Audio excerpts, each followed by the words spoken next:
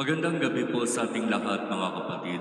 Magandang gabi po, Father Vic. Nasa pangalawang gabi ng Nobenaryo Misa na tayo para sa karangalan ng ating mahal na segunda patrona, mahal na Birhen ng Fatima ng Marikina. At sa ating pagninilay ngayong gabi, nais kong gamitin ang narinig natin mula sa unang pagbasa mula sa mga gawa ng mga apostol. Ito ay karanasan ni Esteban kung papaanong sa kanyang pagsisikap na makasunod at makapaglingkod sa Diyos ng buong katapatan. Siya'y dumanas ng matinding pag-uusig, pagtuliksa at maging kamatayan. At bakit ito kinakailangan mangyari? Sapagkat malinaw kung saan nandoroon ang Panginoon, dapat nandoroon din ang kanyang lingkod. At kung aalamin natin, nasaan ba ang ating Panginoon? Saan ba siya matatagpuan? Isa sa pinaka-very powerful symbol of Christianity ay ang krus. Ang krus ng ating Panginoon, doon natin siya matatagpuan. Kaya kung nandoroon si Jesus sa krus, ang kanyang lingkod ay dapat nandoroon din sa krus. Ibig sabihin, kung ang ating Panginoon ay dumanas ng matinding pag-uusig, pagtuliksa, ng matinding sakripisyo, ng pagkapako at pagkamatay sa krus. Di ba ganoon din dapat ang ating maranasan? At ito ang malinaw na naranasan ni Esteban. Siya'y dumanas ng matinding pag-uusig, ng matinding pagtuliksa sa kamay ng mga taong ang tingin sa sarili, sila ang mabuti, sila ang tama, at sila ang dapat na masunod. Pero pansinin ninyo, sa sinasabing ito sa ating unang pagbasa, sa kabila ng matinding pag-uusig at pagtuliksa, sa kabila ng matinding hirap na kanyang dinaranas sa kamay ng mga umuusig sa kanya, si Esteban ay nanatiling kalmado. Maliwanag, maayos ang kanyang itsura at ang sabi ng unang pagbasa, ang kanyang mukha ay parang nagliliwanag na isang anghel. At ito ay napakagandang disposisyon sa harap ng matinding pagsubok at pag-uusig. Bilang mga Kristiyano na nagsisikap na makasunod at makapaglingkod sa ating Panginoon, kahit na dumaranas ng matinding pagsubok, pag-uusig, sakripisyo at kung ano paman, dapat makita pa rin ang kaliwanagan, ang kagandahan sa ating mukha, kung saan ang makikita sa ating mukha sa kabila ng lahat ng iyan ay kapayapaan. Mga kapatid, sa pangalawang araw ng Nobenaryo sa karangalan ng ating inang si Maria, Birhen ng Fatima ng Marikina, magandang balikan ang kanyang naging mensahe sa 3 bata na kanyang pinagpakitaan doon sa Fatima, Portugal.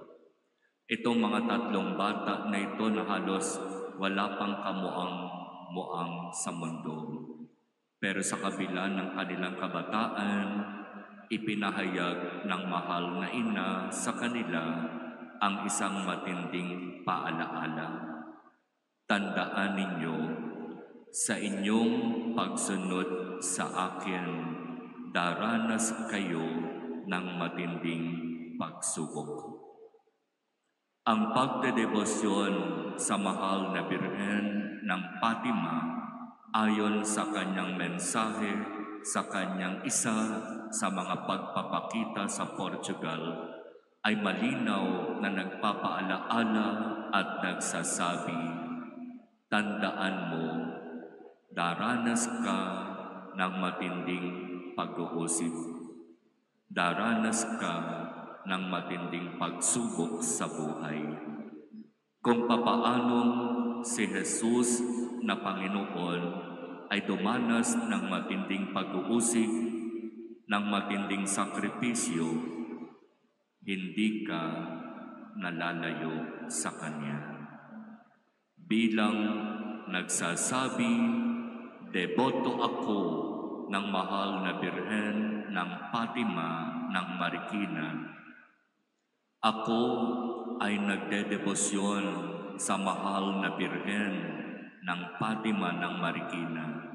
Tandaan natin, mga kapatid, karugtong kakambal ng pagdedebosyon na yan, ang matinding pag-uusig, ang matinding sakripisyo. Malinaw na sa pagdedebosyon natin sa mahal na Birhen ng Fatima, laging kasama ang krus. Kaya ipinag-adya ng ating Panginoon na dito sa ating dambana at parokya, ang ating patron, primary patron saint, ay si San Pablo ng Cruz. Hawak-hawak niya sa kanyang kamay ang krus kung saan nandoroon ang ating Panginoon. At ito ay isang malinaw na paalaala sa atin. Si San Pablo ng Cruz at ang mahal na Birhen ng Fatima ng Marikina ay malinaw na nagsasabi at nagpapaalaala sa atin. Gusto mong sumunod kay Jesus? Tandaan mo, matatagpuan mo siya sa krus. At kung saan nandoroon si Jesus, nandoroon din dapat ang kanyang lingkod. Nauna nang sumunod si Esteban, ang mga martir, ang mga banal, ang mga santo. Ngayon, sa panahon natin, inaanyayahan tayo na tularan ang kanilang halimbawa. Sundan ang ating Panginoon sa krus.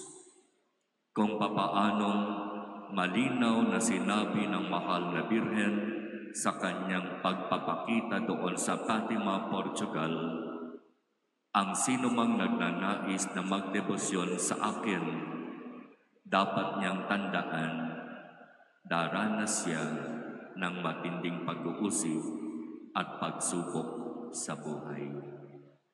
At kung babalikan natin ang kwento ng ating mahal na Birhen ng Fatima dito sa Marikina, malinaw, totoong-totoo itong sinabi ng mahal na Birhen.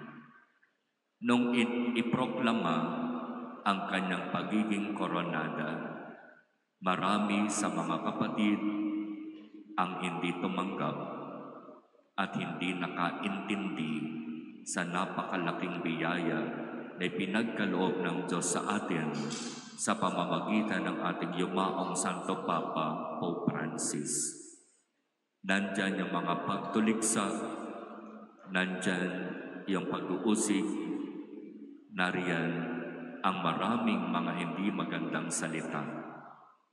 Pero malinaw, mangyayari at mangyayari ang lahat ng iyan ayon sa sinabi ng mahal na Birhen doon sa Fatima noon pa mang taong 1917. Na bagamat 2025 na ngayon, hindi pa rin nagbabago ang kanyang mensahe at paalaala.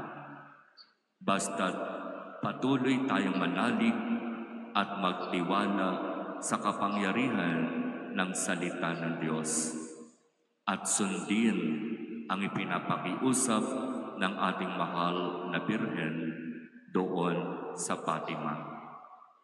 Manalangin ng Santo Rosario, magkaroon ng pagsisikap na magbago ng kalooban, magsisi at magbago ng buhay. At gagawin natin ito sa kapagbabalik loob ng mga makasalanan at kasama na tayo doon.